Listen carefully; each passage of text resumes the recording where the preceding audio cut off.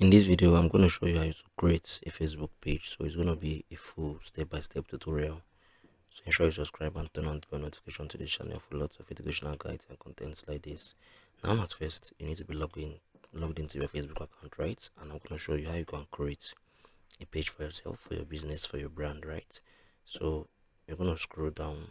You're going to click on these pages right here. Wait for it to open. So I've created two pages in the past. This UG education, this educational business. So I want to create one more, right? So I want to show you guys how you can do that. So click on this create new page. Once you have clicked on it, you'd come on here, you type in your page name, your page category, your page bio. So once you are done typing it, you just click on this create page, right? So I've already created like two pages almost. So this is basically just a quick step-by-step tutorial guide, right?